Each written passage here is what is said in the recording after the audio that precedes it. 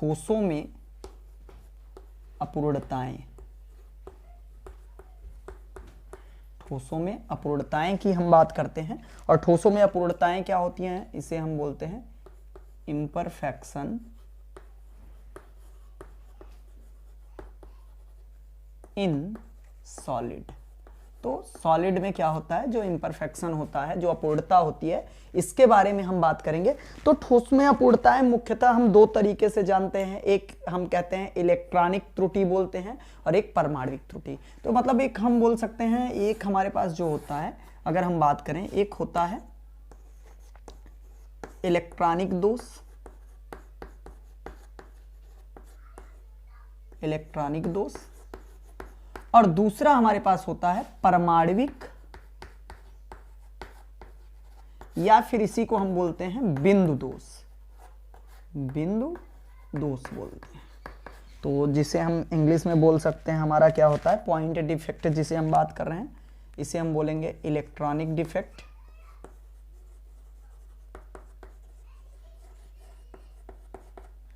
और इसे हम बोलते हैं एटॉमिक या फिर पॉइंट डिफेक्ट।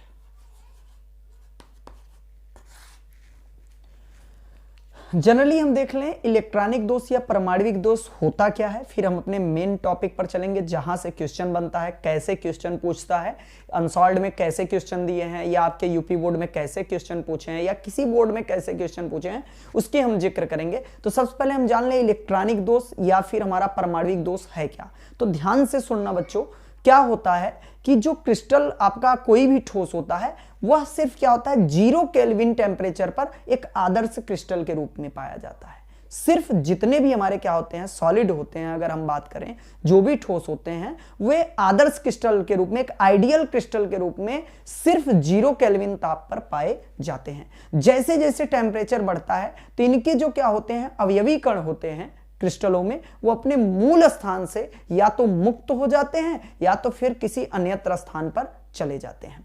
इस स्थिति में बच्चों क्या होता है कि उनका मूल स्थान क्या हो जाता है, खाली हो जाता है, और इसके कारण उस ठोस में, उस क्रिस्टल में क्या हो जाता है, दोष आ जाता है, और ऐसे दोष को ही हम परमाणविक दोष या इलेक्ट्रॉनिक दोष कहते हैं। अगर इलेक्ट्रॉनिक दोष बोल रहा है तो क्या होता है कि हम कह सकते हैं कि जो इलेक्ट्रॉन होते हैं वो क्या होते हैं कि अपनी, जब कह सकते हो कि इलेक्ट्रॉन 0 केल्विन ताप पर अपने मूल अवस्था में अर्थात न्यूनतम ऊर्जा के ऑर्बिटल्स में पाए जाते हैं, और जैसे जैसे आप टेम्परेचर इंक्रीज करते हो इलेक्ट्रॉन एक्साइटेड स्टेट में आता है, आई मीन कह सकते हो हाइयर एनर्जी के क्या होता है ऑर्बिटल्स में चला जाता है। इसके कारण क्या हो जाता है, वहां पर कोई जो दोष आता है, क्रिस्टल से इलेक्ट्रॉन जो होता है वो हाई एनर्जी लेवल में चला जाता है, तो वहां पर जो दोष आता है उसे हम क्या कहते हैं कि इलेक्ट्रॉनिक इंपरफेक्शन या इलेक्ट्रॉनिक डिफेक्ट कहते हैं। यही चीज अगर एटम्स के कारण हो, पार्टिकल्स के कारण हो, तो उसे हम क्या कहते हैं परमाणविक दोष या बिंदु दोष कहते हैं। तो हम जिक्र करेंगे परमाणविक या बिंदु दोष की, हम बात करेंगे। तो हम इलेक्ट्रॉनिक दोष हमारे एग्जाम में पूछता नहीं है, इलेक्ट्रॉनिक दोष की अगर बात करना चाहें तो हम लिख सकते हैं कि 0 केल्विन ताप पर, 0 केल्विन ताप पर इलेक्ट्रॉन अपने मूल अवस्था अर्थात न्यूनतम ऊर्जा स्तर में पाया जाता है, न्यूनतम ऊर्जा स्तर पाया जाता है। ताप बढ़ने पर, जब ताप बढ़ता है, ताप बढ़ने पर इलेक्ट्रॉन उच्च ऊर्जा स्तर में चला जाता है,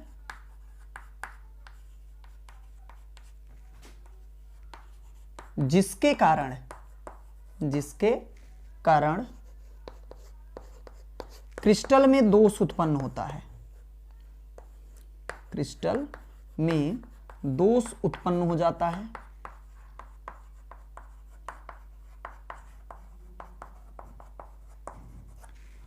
और इस दोष को ही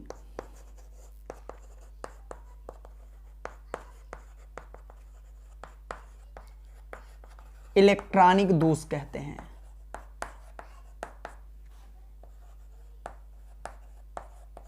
इस दोष को ही हम क्या कहते हैं, इलेक्ट्रॉनिक दोष कहते हैं। कि 0 केल्विन ताप पर इलेक्ट्रॉन अपने मूल अवस्था अर्थात न्यूनतम ऊर्जा स्तर में पाया जाता है।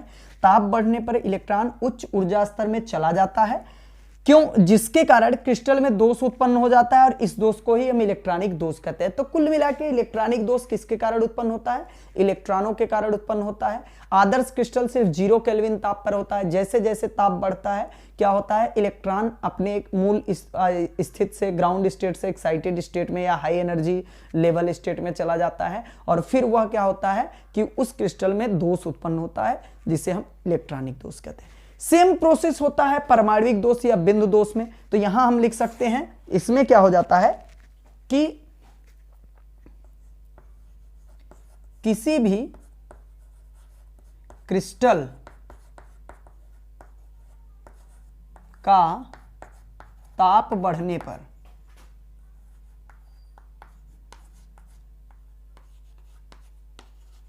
अवयवी कण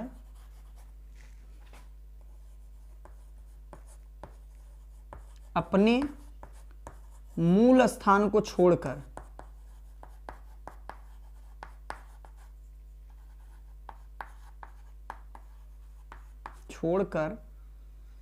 मुक्त हो जाते हैं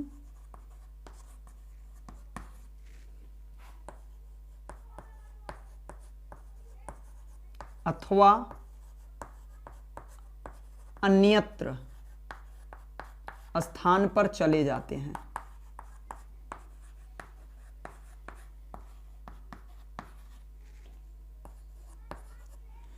किसी भी क्रिस्टल जालक में क्या होता है, जब ताप बढ़ता है बच्चों, तो क्या होता है, जो अवयवी कण होता है अपने मूल स्थान को छोड़कर या तो मुक्त हो जाता है अथवा कह सकते हो अन्यत्र स्थान पर चले जाते हैं। इसके कारण क्रिस्टल में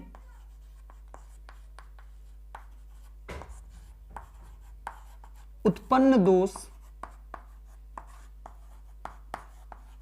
इसके कारण क्रिस्टल में उत्पन्न दोष परमाणविक दोष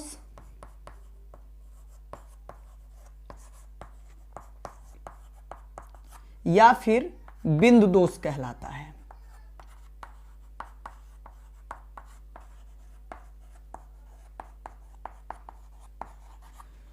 तो ये बच्चों हमारा क्या हो गया, इलेक्ट्रॉनिक दोष का डिफिनेशन, और ये हमारा हो गया परमाणविक दोष का डिफिनेशन। इलेक्ट्रॉनिक दोष क्या होता है, 0 केल्विन ताप पर इलेक्ट्रॉन अपने मूल अवस्था अर्थात न्यूनतम ऊर्जा स्तर में पाया जाता है। ताप बढ़ने पर इलेक्ट्रॉन क्या होता है, उच्च ऊर्जा स्तर में चला जाता है, जिसके कारण क्रिस्टल में दोष उत्पन्न होता है और इस दोष को ही हम इलेक्ट्रॉनिक दोष कहते हैं।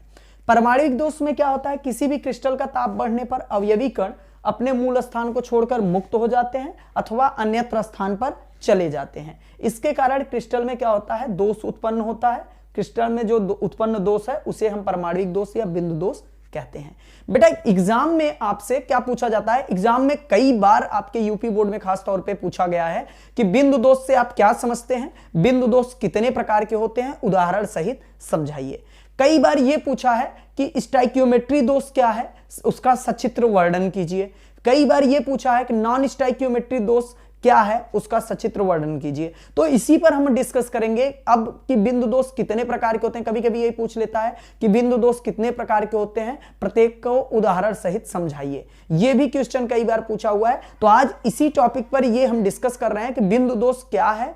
ठीक है, यह हमारा क्लियर हो गया कि क्या होता है बिंदु दोष क्या है। किसी भी क्रिस्टल में अवयवी कण जब ताप बढ़ता है, किसी भी क्रिस्टल का ताप बढ़ाने पर अवयवी कण उसका मूल स्थान छोड़कर क्या हो जाते हैं, मुक्त हो जाते हैं अथवा कहीं अन्यत्र स्थान पर चले जाते हैं, जिसके कारण वहां पर क्या होता है, जगह खाली हो जाता है और आपका क्या हो जाता है, एक दोष उत्पन्न हो जाता है क्रिस्टल में, जिसे हम क्या कहते हैं, बिंदु दोष या परमाणविक दोष के नाम से जानते हैं। अब हम देखेंगे कि बिंदु दोष कितने प्रकार के हैं, कौन कौन से हैं, इनका सचित्र वर्णन कैसे किया जाए, ये चीज हम क्लियर करेंगे। ये क्लियर करते ही हमारा ये चैप्टर क्लियर होगा। फिर उसके बाद हम क्या करेंगे, एंड में क्वेश्चन देखेंगे, कैसे क्वेश्चन हमारे यूपी बोर्ड में पूछे गए हैं, कैसे बोर्ड में एग्जाम में आए हुए हैं, किस किस टॉपिक से आए हैं, ये टॉपिक हम क्लियर करेंगे। तो नोट कीजिए इसे बिंदु दोष की तरफ कि बिंदु दोष कितने प्रकार के होते हैं। बिंदु दोष का डिफिनेशन हमने देख लिया कि क्रिस्टल जालक में जो अवयवी कण होते हैं वो क्या होते हैं कि कह सकते हो 0 केल्विन ताप पर अपने मूल अवस्था में पाए जाते हैं, और जैसे जैसे ताप बढ़ता है तो क्रिस्टल जालक के अवयवी कण अपना स्थान छोड़ के या तो मुक्त हो जाते हैं या तो अन्यत्र स्थान पर चले जाते हैं, जिसके कारण क्रिस्टल जालक में दोष उत्पन्न हो जाता है। अब हम देखेंगे बिंदु दोष के प्रकार की बात करेंगे।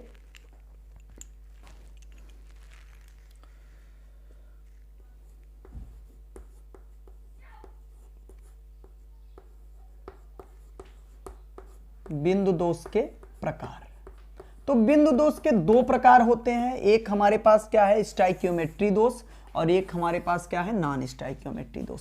मतलब एक हमारे पास है स्टाइकियोमेट्रिक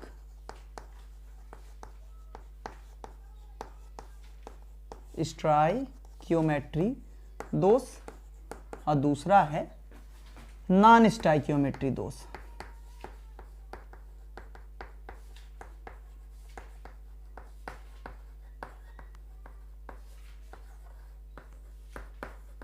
मतलब एक स्टाइकियोमेट्री डिफेक्ट है, दूसरा नॉन स्टाइकियोमेट्री डिफेक्ट है। अब स्टाइकियोमेट्री डिफेक्ट क्या होता है, हम कह सकते हैं बच्चों कि ठोसों में उत्पन्न ऐसा दोष जिसके कारण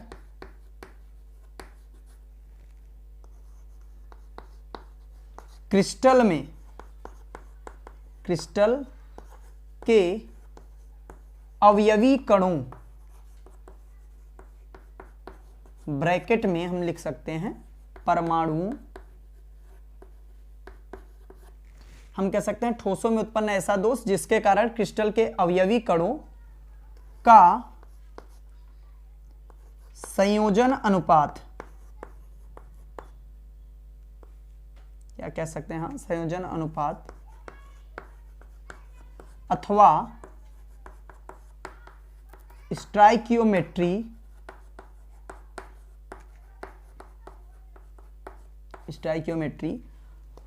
अपरिवर्तित रहे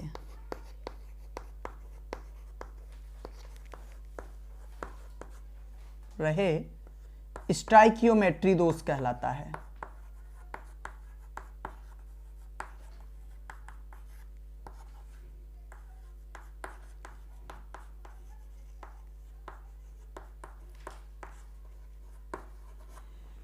तो बच्चों क्या है कि हमारा ये टॉपिक कर रहा है ठोसों में उत्पन्न ऐसा दोष जिसके कारण क्रिस्टल के अवयवी कणों का संयोजन अनुपात अथवा हम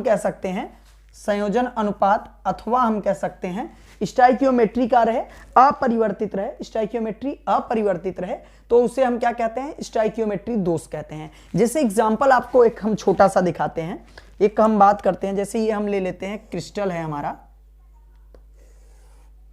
कोई NaCl का हम एक क्रिस्टल ले लेते हैं, सोडियम क्लोराइड का एक क्रिस्टल लेते हैं, एक सोडियम क्लोराइड का क्रिस्टल लिए, इसमें हमने मान लिया ये सोडियम और ये हो गया क्लोरीन, सोडियम आयन और ये क्लोरीन आयन, फिर यहाँ क्लोरीन आयन, सोडियम आयन,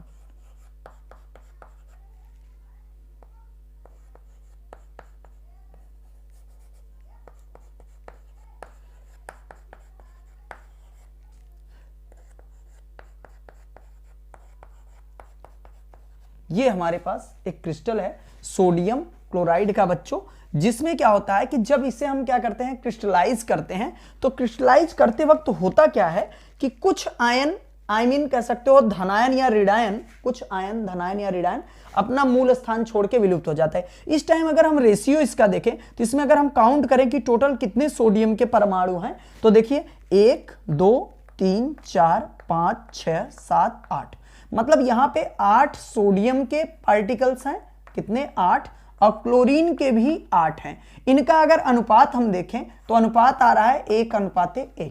अगर इसमें क्या होता है, इसे हम क्रिस्टलाइज करते हैं, यहां से होता है कि यहां से एक सोडियम गायब हो जाता है और यहां से एक क्लोरीन, तो इनके इस प्लेस पर जगह क्या हो जाता है, खाली हो जाता है। अब इस परिस्थिति में देखिए कि यहां तो प्लेस तो खाली हो गया, लेकिन अगर हम बात कर लें कि सोडियम कितने पार्टिकल्स बचे, तो 7, क्लोरीन कितना बचा 7, और अगर इनका परमाणु अनुपात देखें तो अब भी परमाणु अनुपात क्या है, 1:1 ही है।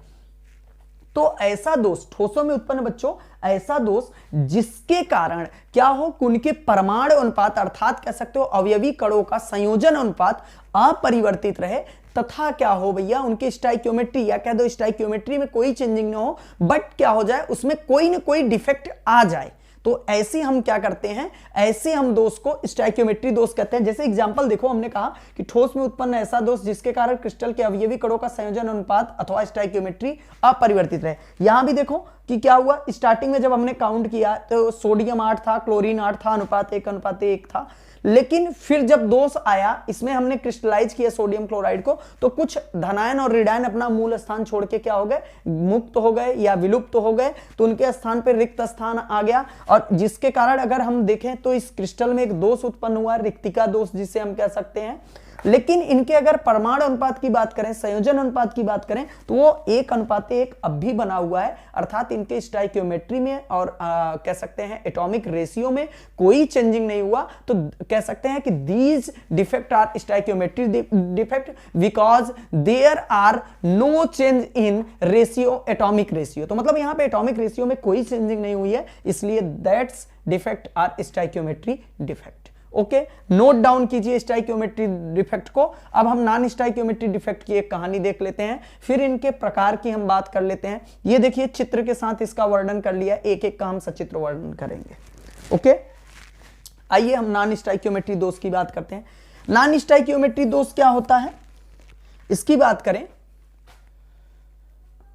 क्रिस्टलों में उत्पन्न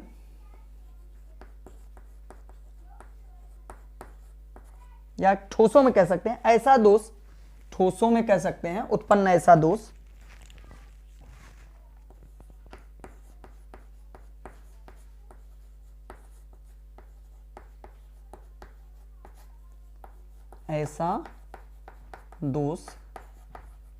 जिसके कारण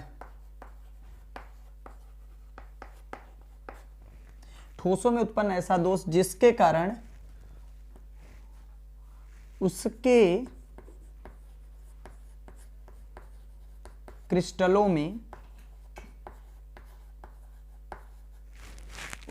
क्रिस्टलों में परमाणु अनुपात अथवा स्टाइकियोमेट्री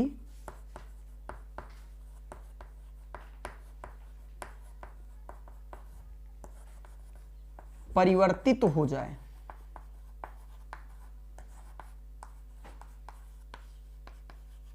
स्टाइकियोमेट्री परिवर्तित हो जाए, नॉन स्टाइकियोमेट्री दोष कहलाता है।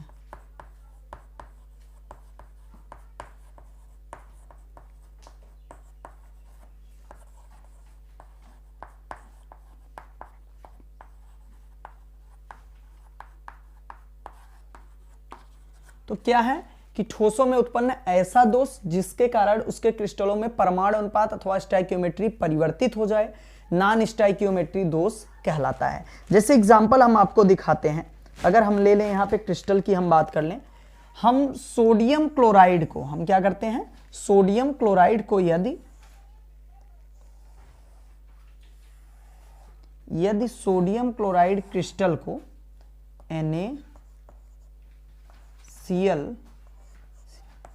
एक क्रिस्टल है NaCl का, ये हमारा क्रिस्टल है, इसे हम हीट करते हैं, इसे गर्म करते हैं सोडियम वाष्प के साथ, सोडियम वाष्प के साथ हीट कर रहे हैं, सोडियम वाष्प के साथ हीट कर रहे हैं। सोडियम का क्या है, वेपर है, ये सोडियम के वेपर के अटेनेंस जब हीट करते हैं तो अन्यत्र कुछ सोडियम आयन क्या हो जाता है, इसके यहां पर आ जाता है, इस केस में सोडियम आयन आ जाता है, और दूसरे अंतराकाशीय स्थान में क्या होता है, ऋणायन कोई आ जाता है, इंटर हो जाता है। तो इस स्थिति में ऐसे दोषों में क्या होता है, स्टाइकियोमेट्री दोष कहते हैं, क्योंकि इसमें क्या हो रहा है कि आपका अन्यत्र से कोई धनायन आ जा रहा है। तो ऐसे दोष, ठोसों में उत्पन्न ऐसे दोष जिसके कारण उनके क्या हो, उसके क्रिस्टलों में परमाणु अनुपात अथवा क्या हो जाए भैया, स्टाइकियोमेट्री परिवर्तित हो जाए, नॉन स्टाइकियोमेट्री दोष कहते हैं। तो इसे नोट कर लीजिए, जनरली बारी बारी से स्टाइकियोमेट्री दोष के प्रकार और नॉन स्टाइकियोमेट्री दोष के प्रकार के बारे में हम डिस्कशन करेंगे, नोट कीजिए।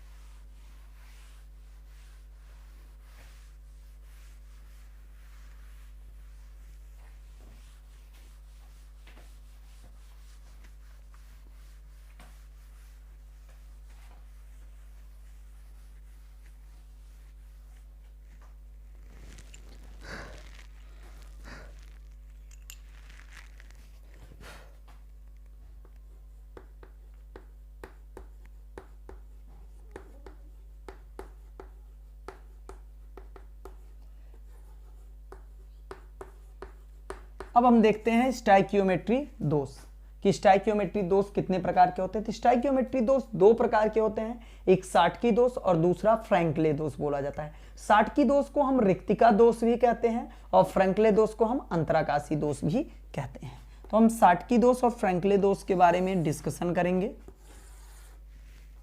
ये हमारा है साटकी दोष,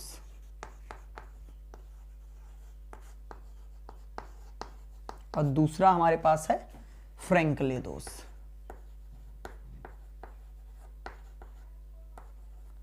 फ्रैंकले दोष दो प्रकार के हमारे पास दोष हैं। तो ये दोनों दोष आयनिक यौगिकों में पाए जाते हैं। कैसे यौगिकों में पाए जाते हैं? आयनिक यौगिकों में। यहां लिख दे रहे हैं आयनिक कंपाउंड जो होते हैं उनमें ये दोनों दोष पाए जाते हैं, आयनिक कंपाउंड में पाए जाते हैं। फ्रैंकले दोष और साटकी दोष पाए जाते हैं। तो यहां पर जो फ्रैंकले दोष की बात है और साटकी दोष की, सबसे पहले हम साटकी दोष की बात कर लें कि साटकी दोष क्या है। तो वैज्ञानिक साटकी ने क्या कहा कि कुछ आयनिक यौगिकों को क्रिस्टलीकृत करते समय उनके धनायन एवं ऋणायन, मतलब उनके आयन क्या होते हैं, धनायन और ऋणायन, अपने मूल स्थान को छोड़ के मुक्त हो जाते हैं, जिसके कारण उनमें क्या होता है कि रिक्तिका उत्पन्न हो जाती है। और ऐसे दोष को हम क्या कहते हैं? रिक्तिका दोष अथवा साटकी दोष कहते हैं। तो वैज्ञानिक साटकी के अनुसार, इनके अनुसार कुछ आयनिक यौगिकों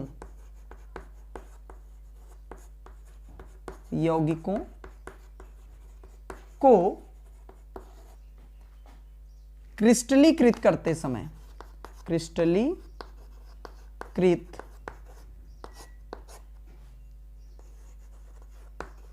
करते समय, इनके अनुसार कुछ आयनिक यौगिकों को क्रिस्टलीकृत करते समय उनके कुछ आयन, मतलब धनायन, बात कर लें यार धनायन, और क्या हो जाते हैं?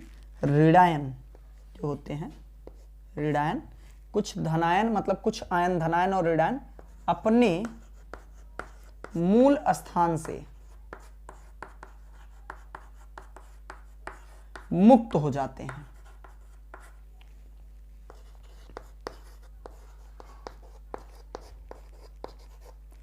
और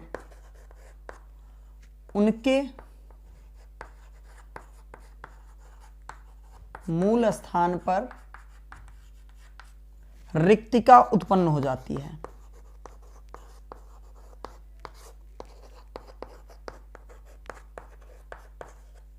हो जाती है। ऐसे दोष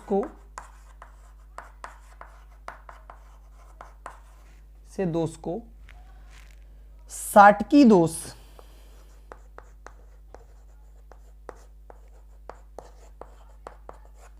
अथवा रिक्तिका दोष कहते हैं।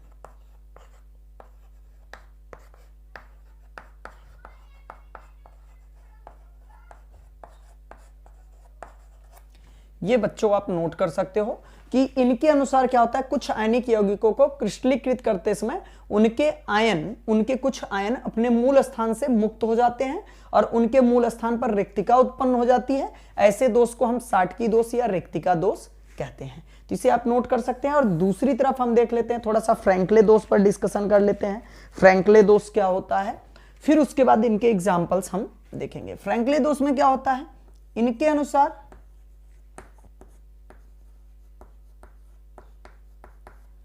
कुछ आयनिक यौगिकों में इनके अनुसार कुछ आयनिक यौगिकों में धनायन अपने मूल स्थान को छोड़कर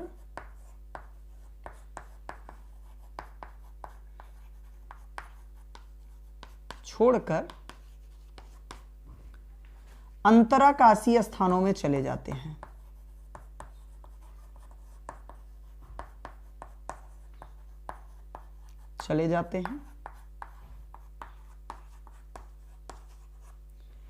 ऐसे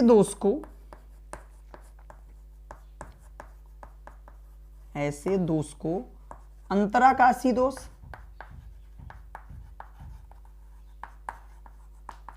या फ्रैंकले दोष भी कहते हैं। फ्रैंकले दोष कहते हैं।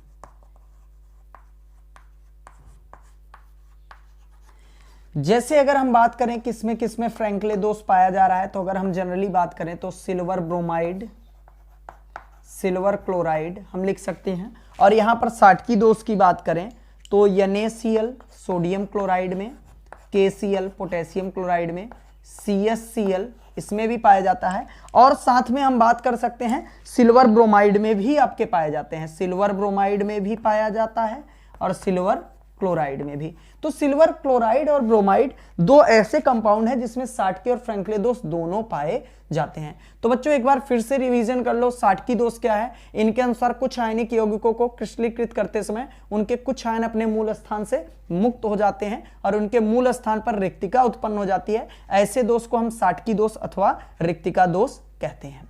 और फ्रैंकले दोष क्या है? इनके अनुसार कुछ आयनिक यौगिकों में धनायन अपने मूल स्थान को छोड़कर क्या हो जाते हैं? विलुप्त अंतराकाशीय स्थानों में चले जाते हैं। और ऐसे दोष को ही हम क्या कहते हैं बच्चों? हम कह सकते हैं अंतराकाशी दोष या फिर फ्रैंकले दोष कहते हैं। एग्जाम्पल आपके पास है, आप सभी इसे नोट कीजिए, फिर और देखें कि इनके एग्जाम्पल को हम चित्र से समझते हैं, चित्र के द्वारा समझते हैं। नोट कीजिए आप सभी।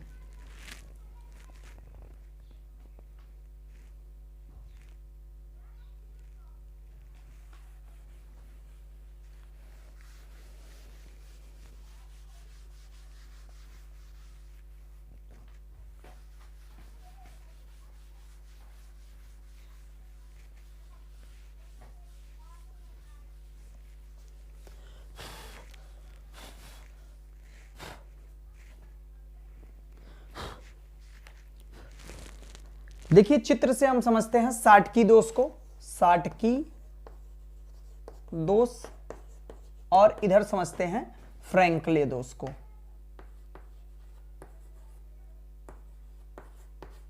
चित्र के द्वारा हम समझेंगे थोड़ा सा, क्योंकि इसका सचित्र वर्णन पूछता है कि स्टाइक्योमेट्री दोष का सचित्र वर्णन कीजिए। तो स्टाइक्योमेट्री दोष के ही प्रकार हैं फ्रैंकले और साटकी। चित्र से हम बात कर लें, जैसे ये हमारा साटकी दोष के लिए चित्र आप सभी ध्यान से देख लो, क्योंकि सचित्र वर्णन बहुत बार पूछा गया है। तो सचित्र वर्णन में हमें करना क्या है? जैसे हम ले लिए पोटेशियम आयन, ये क्लोरीन आयन, फिर ये पोटेशियम, ये आपका क्लोरीन आयन, यहाँ पे chlorine potassium, chlorine potassium, potassium chlorine potassium chlorine, यहाँ क्लोरीन पोटेशियम क्लोरीन पोटेशियम।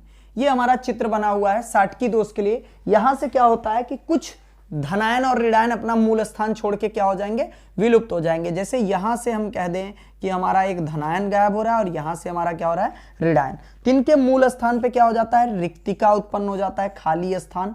यहां पर क्या हो जाएगा? खाली स्थान आ जाता है। और ऐसे दोष को ही हम क्या बोलते हैं? साटकी दोष बोलते हैं। साटकी दोष हमारा क्लियर हुआ। अब हम बात करते हैं फ्रैंकले दोष में। अगर हम बात कर लें तो फ्रैंकले दोष की हम बात कर लें, यहां जैसे हम सिल्वर ब्रोमाइड की बात कर रहे हैं,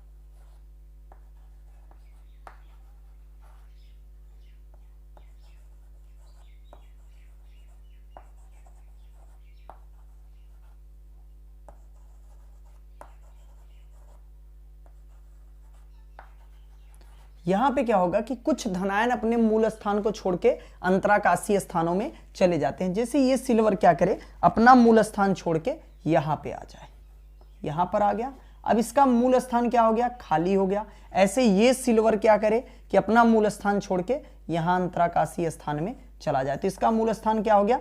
खाली हो गया। इस स्थिति में क्या होता है कि आपका क्या होता है, परमाणु अनुपात में तो कोई परिवर्तन नहीं हुआ दोनों में, लेकिन क्या हो गया, दोनों में अलग अलग दोष उत्पन्न हो रहे हैं, यहां पर मुक्त हो जा रहे हैं, यहां पर अपना प्लेस छोड़ के क्या हो रहे हैं, अंतराकाशीय स्थान में चले जा रहे हैं। तो ऐसे दोष को ही हम क्या बोलते हैं, फ्रैंकले दोष या साटकी दोष बोलते हैं। तो ये आपका एग्जाम्पल चित्र के साथ है बच्चों, आप नोट कर लीजिए और इसके बाद अब हम चलेंगे नॉन स्टाइकियोमेट्री दोष की तरफ, इसे नोट कीजिए।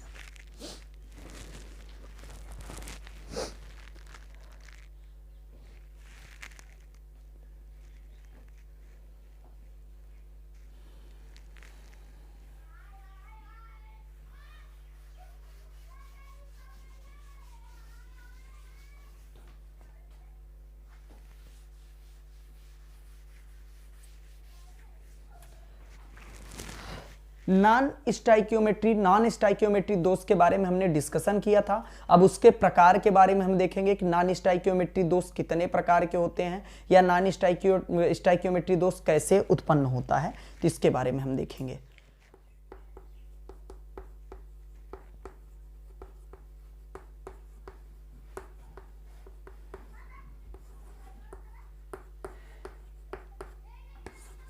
नॉन स्टाइकियोमेट्री दोष के लिए हम अगर डिस्कशन कर रहे हैं बच्चों, तो यहां हम दो प्रकार के नॉन स्टाइकियोमेट्री दोष देखते हैं। एक हम देखते हैं धातु अधिक्य दोष और दूसरा देखते हैं धातु न्यूनता का दोष। ये हमारे पास हो गया धातु आधिक्य दोष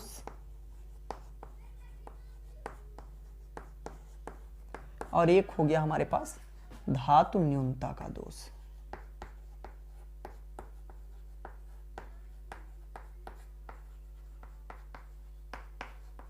तो अगर हम डिफिनेशन की बात करें कि धातु अधिक्य दोष क्या है, धातु न्यूनता का दोष क्या है, तो ठोसों में उत्पन्न ऐसा दोष जिसके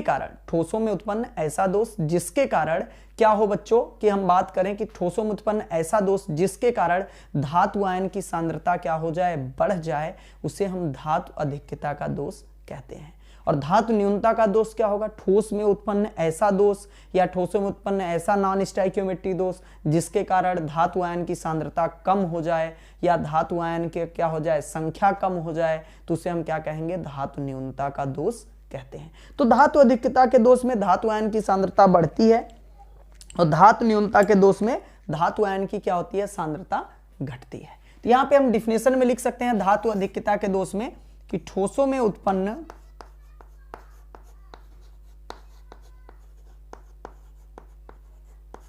ऐसा दोष जिसके कारण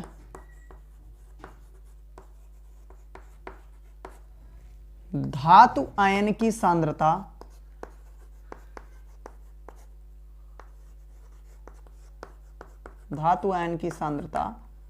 बढ़ जाता है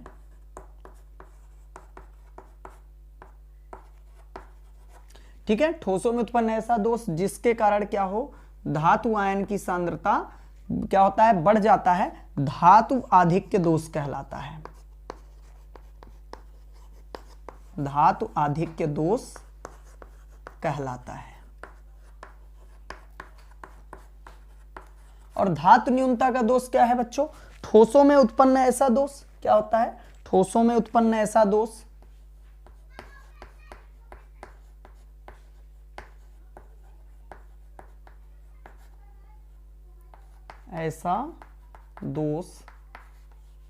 जिसके कारण धातु आयन की सांद्रता घट जाती है।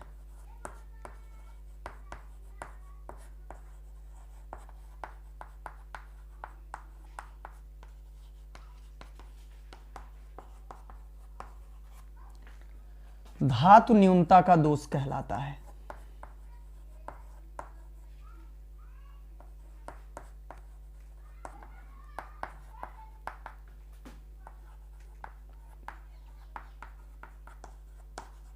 तो ये दो दोष उत्पन्न होते हैं नॉन स्टाइकियोमेट्री दोष में, एक धातु न्यूनता का दोष, दूसरा धातु अधिक्यता का दोष। तो धातु अधिक्यता के दोष में धातु आयन की सांद्रता बढ़ती है और धातु न्यूनता के दोष में ठोसों में ऐसा दोष होता है जिसके कारण धातु आयन की सांद्रता घट जाती है। अब धातु आयन की सांद्रता बढ़ता कैसे है, इसके दो कारण हो सकते हैं। दो कारण हो सकते हैं धातु आयन की सांद्रता बढ़ने के। पहला कारण ये हो सकता है, कारण ये कि अतिरिक्त धनायनों के अंतराकाशी स्थानों में आ जाने से। और दूसरा कारण हमारे पास क्या हो जाता है, दूसरा कारण जो पॉइंट बी रीजन होता है वो क्या होता है, ऋणायनों के मुक्त होने से। ऋणायनों के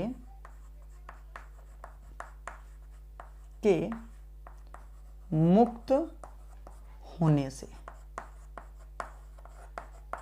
तो बच्चों यहां ध्यान देना कि धातु अधिक्यता का दोष दो कारणों से जनरेट होता है। एक तो या तो अतिरिक्त धनायन किसी क्रिस्टल में आ जाए, दूसरा क्या हो, या तो ऋणायन अपने क्रिस्टल को छोड़ के कहीं मुक्त हो जाए। इस स्थिति में धातु अधिक्य का दोष आता है। और धातु न्यूनता का दोष का मुख्य कारण एक ही माना गया है, वो क्या होता है कि यहां पे हम बात कर सकते हैं धनायनों के मुक्त होने से। यह मुख्य कारण है धातु न्यूनता का कि धनायनों के मुक्त होने से। यदि धनायन क्रिस्टल जालक को छोड़कर क्या हो जाए, मुक्त हो जाए, तो इस स्थिति में क्या होता है, धातु न्यूनता का दोष आ जाता है। और धातु अधिक्यता का दोष दो कारणों से आता है। एक, अतिरिक्त धनायन अगर कहीं अंतराकाशीय स्थान में आ जाए, क्रिस्टल के अंतराकाशीय स्थान में अतिरिक्त धनायन आ जाए तो भी आपका क्या होता है, धातु अधिक्यता का दोष होता है। या फिर ऋणायन क्या करें, क्रिस्टल को छोड़कर मुक्त हो जाए, ऐसी स्थिति में भी धातु अधिक्यता का दोष आता है। तो बच्चों ये आप स्क्रीनशॉट ले लीजिए या नोट कर लीजिए, फिर हम चलते हैं एक एक करके इनका सचित्र वर्णन करते हैं। मतलब धनायनों के अंतराकाशीय स्थानों में जाने से लेकर ऋणायनों के मुक्त होने का, कि धातु अधिक्यता का दोष कैसे आएगा और धातु न्यूनता का दोष। तो आप नोट कीजिए, फिर हम आगे चलते हैं।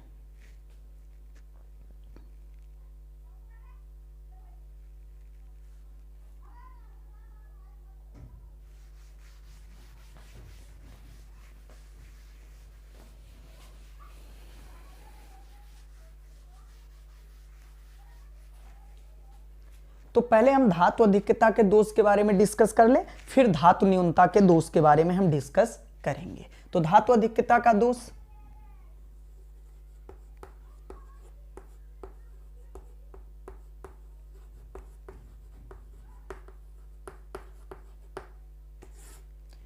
पहला हम कारण यहां देखते हैं, धनायनों के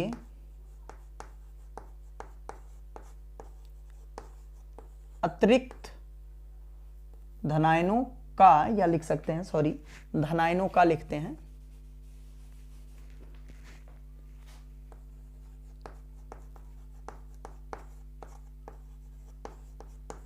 अंतराकाशी स्थानों में समाहित होने पर।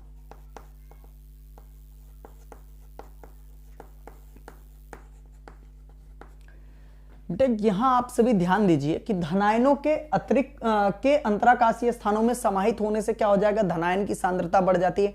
ये कैसे हम सेटिस्फाइड करेंगे, क्लियर होंगे कि नहीं ऐसा हो रहा है? तो हम क्या काम करते हैं कि हम क्या करते हैं, साधारण नमक को लेते हैं, सोडियम क्लोराइड का क्या कर लेते हैं, हम एक यौगिक लेते हैं, सोडियम क्लोराइड को हम लेते हैं, और सोडियम क्लोराइड को यदि हम क्या करते हैं कि सोडियम वाष्प की उपस्थिति में गर्म करते हैं, तो होता क्या है, सोडियम वाष्प की उपस्थिति में जब हम गर्म करते हैं तो उस सोडियम जो क्लोराइड हम लिए हैं, पदार्थ जो लिए हैं, सोडियम क्लोराइड लिए हैं, साधारण नमक, उसका रंग बदल जाता है। उसका रंग जब बदलता है तो हम देखते हैं कि उसमें क्या चेंजिंग हुई, तो वहां पर हमें पता चलता है कि अतिरिक्त सोडियम के जो आयन थे वो अंतराकाशीय स्थानों में समाहित हो गए। तो इसके कारण वहां पर क्या हो जाता है, आपका उसका कलर बदल जाता है। जैसे हम सोडियम को क्या करें, सोडियम क्लोराइड के क्रिस्टल को सोडियम वाष्प के अटेंडेंस में गर्म करें,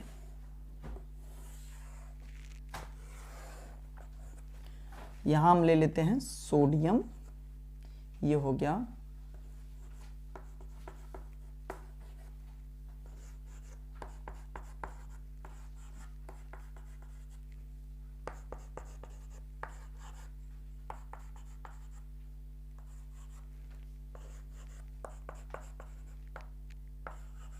यदि हम सोडियम क्लोराइड का एक क्रिस्टल लिए हैं, इसमें अगर हम इसे सोडियम वाष्प के अटेंडेंस में गर्म करते हैं, सोडियम वाष्प के उपस्थित में, सोडियम वाष्प के उपस्थित में क्या करते हैं, गर्म करते हैं, सोडियम वेपर के में क्या करते हैं, गर्म करते हैं सोडियम वेपर के अटेंडेंस में, तो यहां क्या होता है, जो सोडियम आयन होता है, अतिरिक्त धनायन क्या करेगा, इन पर तो पॉजिटिव है ही, ये आपके क्या हैं, सभी एक दूसरे से बॉन्ड के द्वारा क्या हैं, बंधे हैं।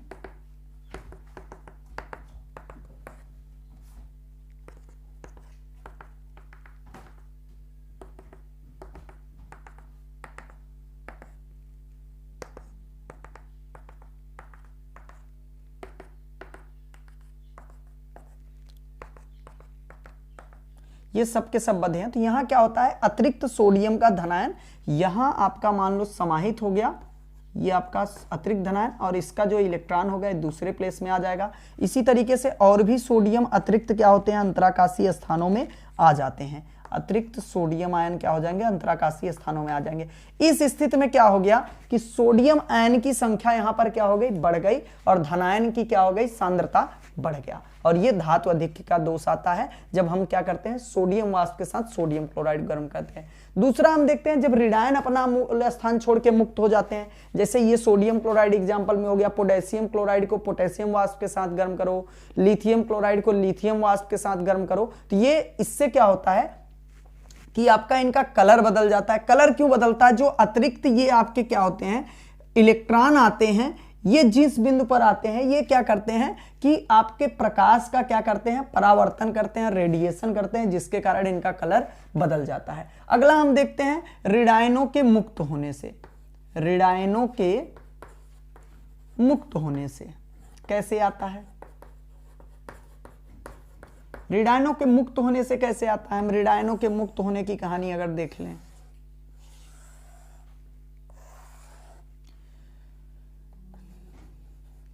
जैसे हम जिंक ऑक्साइड का क्या लें, क्रिस्टल ले लें, और यहां पर क्या हो जाए, जिंक ऑक्साइड का हम क्रिस्टल ले रहे हैं,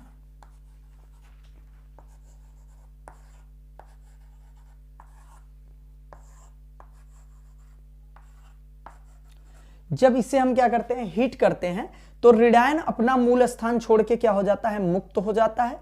तो होता क्या है, जैसे हम हीट करेंगे जिंक ऑक्साइड को, अगर हम हीट करते हैं तो यहां होता क्या है कि जिंक ऑक्साइड को हीट करने पर जिंक 2 पॉजिटिव, और ये 2 इलेक्ट्रॉन छोड़कर आपका क्या होता है, ऑक्सीजन जो होता है ये मुक्त हो जाता है। ऑक्सीजन आपका क्या हो जाता है, मुक्त हो जाता है। तो ऐसे प्लेस पे अगर यहां से ऑक्सीजन मुक्त हो गया तो यहां पर प्लेस पर आपका क्या आ जाता है, इलेक्ट्रॉन आ जाता है। इसमें क्या आ जाता है, इलेक्ट्रॉन आ जाता है, और यहाँ पे हाफ O2 आपका क्या हो जाता है, फ्री।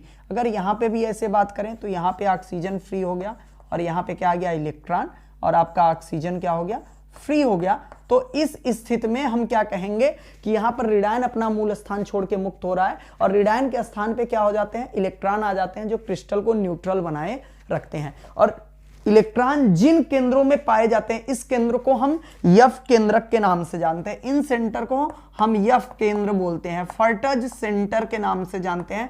फर्टज का मतलब ग्रीक शब्द जर्मन भाषा में क्या होता है, कलर से, रंग से होता है, इसे हम रंग केंद्रक भी बोलते हैं। इन्हीं इलेक्ट्रॉनों के कारण जो ये इलेक्ट्रॉन पाए जा रहे हैं जिन सेंटरों पर, इसे हम फर्टज सेंटर बोलते हैं, इसे हम फर्टज सेंटर बोलते हैं, जिसके कारण इन क्रिस्टलों का रंग परिवर्तित हो जाता है। तो बच्चों, धनायनों के अंतराकाशीय स्थानों में समाहित होने से भी धातु अधिक्य का दोष होता है, और ऋणायनों के मुक्त होने से भी होता है। हम दोनों का एग्जाम्पल दे दिए हैं, जैसे जिंक ऑक्साइड, यहाँ सोडियम क्लोराइड, आप इसे नोट कीजिए। अब हम देखेंगे धातु न्यूनता का दोष।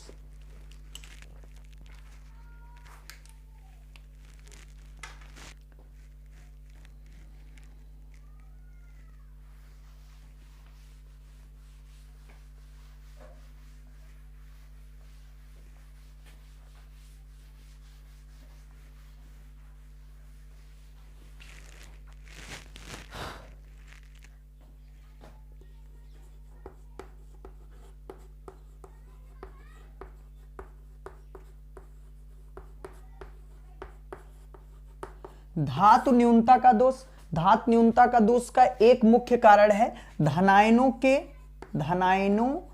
के अपने मूल स्थान से मुक्त होने पर, ये मुख्य कारण है। जब मुक्त हो जाते हैं, मुक्त होने पर क्या होता है, आ जाता है। तो इसके लिए हम देख सकते हैं, जैसे हम फेरस सल्फाइड की बात कर लें, फेरस सल्फाइड का हम एक क्रिस्टल ले लेते हैं। खास तौर पे धातु न्यूनता का दोष जो होता है बच्चों, वो संक्रमण जो तत्व होते हैं इनके यौगिकों में उत्पन्न होता है। संक्रमण तत्वों के यौगिकों में, अर्थात जो परिवर्ती ऑक्सीकरण संख्या प्रदर्शित करते हैं, ऐसे तत्वों के यौगिकों में धातु न्यूनता का दोष पाया जाता है। तो जैसे हम आयरन सल्फाइड की बात कर लें, यहां FeS, आयरन सल्फाइड की हम बात कर लेते हैं।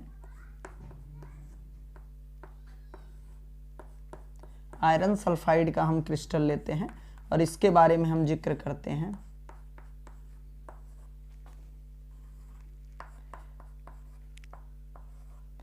आयरन सल्फाइड के क्रिस्टल को अगर हम क्रिस्टलीकृत करते हैं तो यहां से क्या होता है कि जो आयरन होता है वो अपने मूल स्थान को छोड़ के क्या हो जाते हैं, मुक्त हो जाते हैं।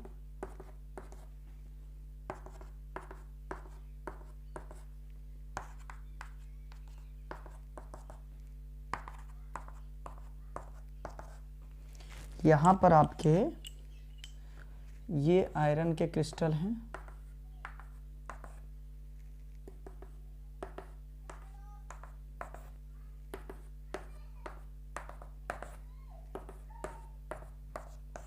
इनमें से कोई भी आयरन का क्रिस्टल अगर आपका क्या करता है, आयरन का जो आयन है वो अगर अपना प्लेस छोड़ के निकल जाता है तो इस पर क्या होता है, चार्ज आ जाता है। इस पर क्या आ जाता है, चार्ज आ जाता है इसके मूल स्थान से छोड़ने से। लेकिन जो इसके पड़ोस के क्या होते हैं, बगल के जो आयरन होते हैं, वो क्या करते हैं, अपनी ऑक्सीकरण अवस्था क्या करते हैं, परिवर्तित करके, अपनी ऑक्सीकरण अवस्था क्या करते हैं, परिवर्तित कर लेते हैं और क्या करते हैं, पुनः यहां से क्या करते हैं, इलेक्ट्रॉन डोनेट करते हैं, जो सल्फर को क्या करता है, आपके सल्फर को कंट्रोल करता है।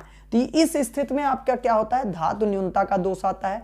ऐसे दोषों में क्या होता है कि जो आपका धनायन होता है मूल स्थान छोड़ के मुक्त हो जाते हैं, जिसके कारण क्रिस्टल पर आवेश आ जाता है। तो उस आवेश को उदासीन करने के लिए जो अन्य क्या होते हैं, धनायन होते हैं, अपनी ऑक्सीकरण अवस्था परिवर्तित कर लेते हैं और ऐसे स्थिति में बच्चों क्या होता है, धातु न्यूनता का दोष आता है। तो हमारा दोष कंप्लीट हो गया। सॉलिड स्टेट के पूरे टॉपिक हमने कवर किए हैं। अब जो हम देखेंगे आपके घनत्व और इस चैप्टर से मुख्य रूप से जो न्यूमेरिकल्स बनते हैं उनके बारे में हम देख लेंगे और डिस्कशन करेंगे। तो इसे आप इरेज कीजिए। अब हम मुख्य अपने क्या करते हैं, जो न्यूमेरिकल्स आते हैं यहां से, उसे हम डिस्कस करेंगे। आप सभी नोट कीजिए। तो बच्चों अब हम चलते हैं कि जो भी हमारे बोर्ड के एग्जाम के लिए इंपॉर्टेंट न्यूमेरिकल्स हैं उनके बारे में हम डिस्कशन करेंगे। डेंसिटी से कुछ क्वेश्चंस आते हैं, घनत्व से आपके कुछ क्वेश्चंस आते हैं, कुछ और भी टॉपिक से उठकर न्यूमेरिकल्स जो बन रहे हैं तो उससे हम डिस्कस कर लेते हैं आज। तो हमारा टॉपिक क्या हो जाएगा, सॉलिड स्टेट क्लियर हो जाएगा। तो हम क्वेश्चन देखते हैं। जो क्वेश्चन हमारा है कि चांदी धातु है वो क्रिस्टलीकृत हो रहा है एफसीसी जालक में। मतलब एक एकक कोष्टिका दे रखा है आपका, कौन सा कोष्टिका है, कोष्टिका का नाम बच्चों दे रखा है यहां पे एफसीसी दे रखा है। और बच्चों यहां पर दे रखा है एक कोर की लंबाई है, एक कोर की लंबाई आपका दे रखा है आपका 4.07 इंटू 10 के पावर -8 सेंटीमीटर, ये कोर की लंबाई दे रखा है। और आपका डिस्कशन ये कह रहा है कि डेंसिटी भी दे रखा है, साथ में डेंसिटी आपका दे रखा है 10.5 ग्राम प्रति सेमी क्यूब, ये डेंसिटी दे रखा है। और क्वेश्चन में पूछ रहा है कि द्रव्यमान की गणना कीजिए, चांदी के द्रव्यमान की गणना करना है हमसे। यम पूछ रहा है कि यम इक्वल टू क्या, क्वेश्चन मार्क हो रहा है। तो अब चूंकि हमें पता है कि हमारा फार्मूला क्या होता है, डेंसिटी बराबर फार्मूला बच्चों होता है डी बराबर फार्मूला है। अगर हम डी बराबर यहां फार्मूला की बात कर लें तो डी बराबर हमारा फार्मूला होता है डी बराबर Z into M upon N A into a cube, ये हमारा होता है। तो यहां से अगर हम यम डिस्कस करना चाह रहे हैं तो हमारा फार्मूला हो जाएगा D into N A into a cube upon क्या हो जाएगा, जेड। तो जेड हमें पता है, यहां पे वैल्यू दे रखा है बच्चों, हमें सब कुछ हमारा वैल्यू दे रखा है। तो आगे अगर हम सॉल्व करते हैं तो हमें m बराबर, हमारा क्वेश्चन क्या सॉल्व हो रहा है बच्चों, d हमारा डेंसिटी दे रखा है 10.5 और इनटू आपका क्या दे रहा है, Na होता है 6.022 इंटू 10 के पावर 23। और आपका A क्यूब क्या है बच्चों, हमारे पास कोर की लंबाई दे रखा है 4.07 और इंटू 10 के पावर -8 का होल क्यूब, बटे हमारा Z का मान क्या होता है, FCC एकक कोष्टिका दिया है तो Z का मान क्या हो जाता है 4।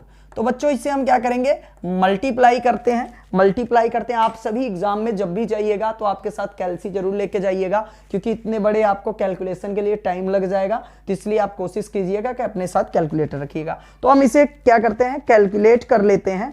कैलकुलेट करने के बाद हम क्या देखते हैं, वैल्यू हमारा आ रहा है, इसका मल्टीप्लाई हम करें 10.5 इंटू 6.022 इंटू 10 के पावर 23 इंटू 4.07 का 3 टाइम अगर हम मल्टीप्लाई करते हैं तो बच्चों हमारा आ जा रहा है 67.67 इंटू 10 के पावर -24 अपान क्या हो जाएगा 4 हो जाता है। अब इसे जब हम डिवाइड करते हैं मल्टीप्लाई करके तो हमारे पास क्या आता है आंसर, अगर हम मल्टीप्लाई कर रहे हैं बच्चों तो हमारे पास यहां पे 767 आ रहा है।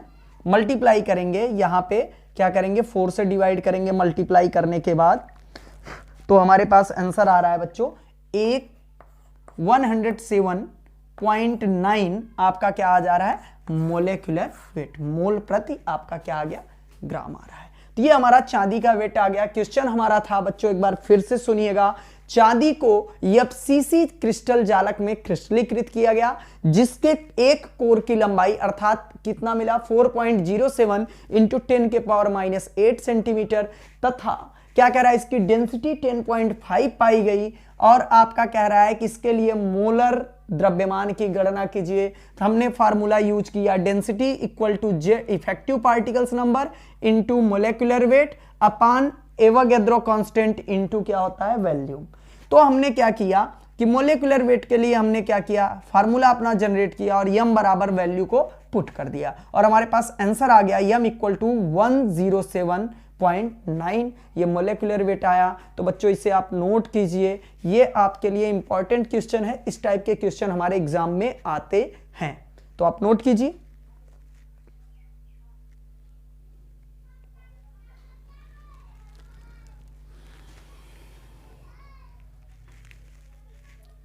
हो गया बच्चों, हम आगे चलते हैं।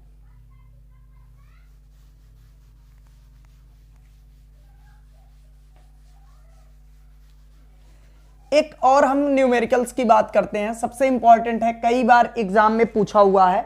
जैसे हम न्यूमेरिकल लिख लेते हैं, थोड़ा सा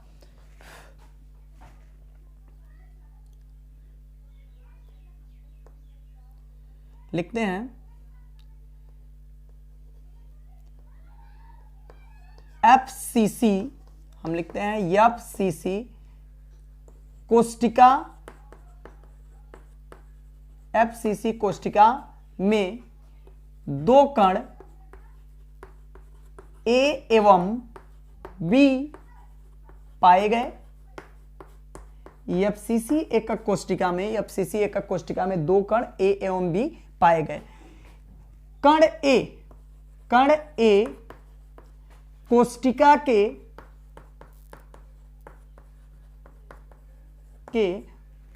कोनों पर, जबकि कण B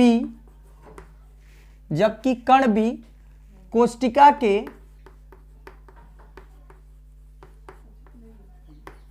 के फलक केंद्र में पाया गया। तो क्रिस्टल यौगिक का सूत्र बताइए। ये क्वेश्चन भी बच्चों, इस प्रकार के क्वेश्चन भी आपके क्या होते हैं, एग्जाम में आते हैं, कि जैसे दे दिया कि कोई मतलब क्रिस्टल है, वो FCC कोष्टिका में क्रिस्टलीकृत है और उसमें दो कण A और B पाए गए हैं। कण A कोष्टिका के कोरों पर और कण B आपका कहां पाया जा रहा है बच्चों, कण B आपका फलक केंद्र पर पाया जा रहा है। तो तो अब यहां से ये पूछ रहा है कि इनका सूत्र बताइए। तो सबसे पहले हमें ये निकालना है कि प्रभावी कणों की संख्या क्या होती है। तो हम सबसे पहले थोड़ा सा कोष्टिका का चित्र बनाते हैं एफसीसी के लिए। अगर हम चित्र बना के डिस्कस करेंगे तो बातें हमें समझ में आएंगी भैया। ये हमारा क्लियर है टॉपिक। जब तक हम क्या करेंगे, चित्र नहीं बनाएंगे तब तक टॉपिक क्लियर नहीं होगा। तो ये हमारा बन गया एफसीसी का। यहां पर क्या हो रहा है, प्रत्येक कोनों पर कण पाए गए हैं और कोनों के अलावा कण कहाँ है, फलक के केंद्रों पर भी हैं, फलक के केंद्रों पर भी हैं, इस फलक के केंद्र पे और इस फलक के केंद्र पे। इसने बोला कि जितने कण हमारे क्या हैं, फलक केंद्र पर हैं, वो सब के सब बी हैं। अर्थात जितने फलक केंद्र पे हैं, यहां भी, यहां पर भी, यहां पर भी, यहां भी, फलक केंद्र वाले सभी कण क्या हैं, बी। और आपके क्या है बच्चों, हमारे जो कोने के कण हैं वो क्या है, ए हैं। मतलब कोने पर सभी कण क्या हैं, ए। ये सारे के सारे कण ए हैं। हम नोट करते हैं, ए हैं सारे के सारे कण। जितने कोनों पर कण हैं ये सब के सब ए हैं और जो आपके केंद्र में है वो सब के सब क्या हैं, बी हैं। तो बच्चों हम क्या करते हैं, सबसे पहले हम ये देखते हैं कि हमने ये जाना है कि जितने भी कोने पर कण, किसी भी कोष्टिका के कोनों पर उपस्थित प्रत्येक कण 8 भागों में विभाजित होते हैं। कितने भागों में, 8 भागों में। कोनों का कण जो होता है 8 भागों में विभाजित होता है। कहां का, कोनों के कण 8 भागों में विभाजित होते हैं, ये कंफर्म है, 8 भागों में विभाजित होते हैं। तो टोटल हमारे 8 कोनों पर कितने कण ए हैं, तो टोटल कोनों पर कण, कुल कोनों पर कण, कण बराबर कितना है, 8 गुणे 1 बटे क्या करेंगे 8 बराबर कितना हुआ 1। मतलब एक हमें क्या प्राप्त हुआ, एक हमें प्राप्त हुआ कण ए की संख्या। और फिर क्या होता है, अगर हम बात करें कि हम बात कर लेते हैं फलक केंद्र के, फलक केंद्र के कण 2 भागों में विभाजित होते हैं, 2 भागों में विभाजित होते हैं,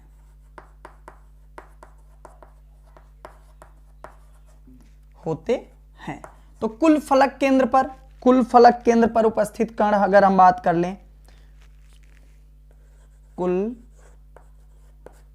फलक केंद्र पर जो कण होंगे वो कितने हो जाएंगे भैया, सभी फलक टोटल 6। तो 6 इंटू 1/2 इक्वल टू कितने कण आ गए भैया, 3 आ गए। ये 3 कण क्या है, हमारे कण बी हैं। क्या है, बी। तो अब हमें मिला कि इस एकक कोष्टिका में प्रभावी कण ए जो है वो 1 है और कण बी टोटल कितना है, 3 है। तो इसलिए सूत्र हमारा क्या बना, सूत्र हमारा क्या होगा, इसका सूत्र जो हो रहा है वो हमारे पास मिल रहा है AB3। तो हमारा सूत्र बना AB3। तो बच्चों आपको समझ में आया होगा कि कैसे मिला। यहां पर दिया हुआ था, हमने क्या किया कि इसने बोला कि कण ए कोनों पर पाया जा रहा है और कण बी जो है वो फलक केंद्रों पर पाया जा रहा है। हमें पता है कि जितने भी कण कोनों पर पाए जाते हैं वो सबके सब 8 भागों में विभाजित होते हैं और फलक के केंद्र क्या होते हैं, 2 भागों में विभाजित होते हैं। तो यहां से इस प्रकार के भी क्वेश्चन हमारे एग्जाम में बनते हैं और आप इसे नोट कर लीजिए बच्चों। और भी प्रकार के हम एग्जामों को और भी प्रकार के जो क्वेश्चन है उन्हें हम डिस्कस करेंगे, आप इसे नोट। तो बच्चों फिर हम दूसरे न्यूमेरिकल्स की बात कर लेते हैं। कुछ और न्यूमेरिकल्स हैं, जैसे एक न्यूमेरिकल और हम देखते हैं, देख लेते हैं। एक घनीय क्रिस्टलीकृत कोष्टिका में, एक घनीय क्रिस्टलीकृत कोष्टिका में ऋणायन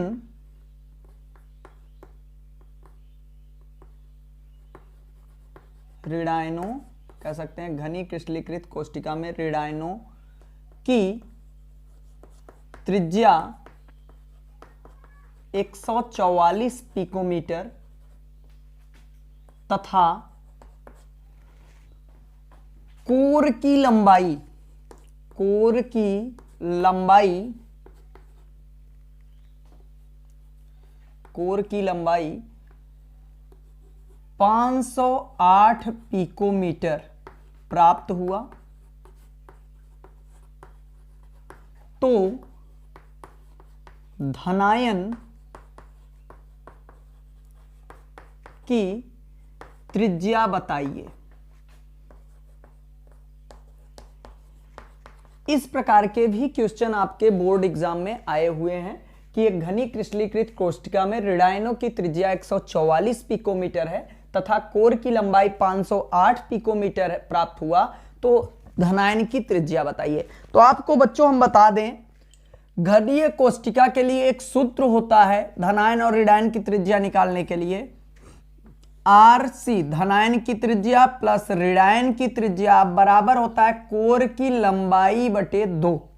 ये आपका एक क्या होता है कि फार्मूला होता है, R C plus R A equal to A by 2। ये एससीसी के लिए खास तौर पे बात किया जाता है। एससीसी जब भी घनी कोष्टिका की जिक्र करेगा तो वहां पर हम क्या लिखेंगे, R C plus R A equal to A by 2। तो हमें पता है कि हमें ऋणायनों की त्रिज्या आर ए बराबर कितना दे रखा है, दिया है 144 पिकोमीटर।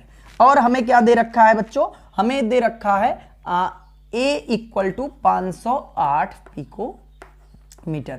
और हमसे क्वेश्चन कर रहा है आरसी इक्वल टू, क्वेश्चन कर रहा है तो हम वैल्यू पुट कर देते हैं। आरसी प्लस क्या हो जाएगा, आर ए का मान कितना दे रखा है 144 पिकोमीटर इक्वल टू 508 बाई 2 हमारा हो गया। हम डिवाइड करेंगे तो यहां क्या मिलेगा, R C equal to 254 minus 144 और धनायन की त्रिज्या इक्वल टू हमारे पास कितना आ गया बच्चों, 110 पिकोमीटर। तो इस तरीके के भी क्वेश्चन आपके यूपी बोर्ड में पूछे गए हैं। आप सभी नोट कर सकते हैं कि एक घनी क्रिस्टलीकृत कोष्टिका में ऋणायन की त्रिज्या 144 पिकोमीटर तथा कोर की लंबाई 508 पिकोमीटर प्राप्त हुआ, तो उस धनायन की त्रिज्या बताइए। तो फार्मूला होता है r c plus R A equal to a upon 2। आप नोट कर सकते हैं और ये क्वेश्चन आप नोट कीजिए और हमारे टॉपिक क्लियर होते हैं।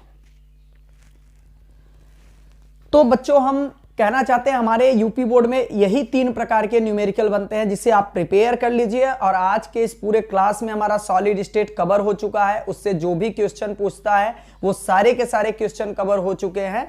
तो आज का ये टॉपिक क्लियर होता है और आप सभी का हम ये कोशिश करेंगे कि आगे वाले आने वाले वीडियो में आपके नेक्स्ट चैप्टर पूरी तरीके से कवर हो सके और आपके बोर्ड एग्जाम के लिए अच्छे से प्रिपेयर हो सके।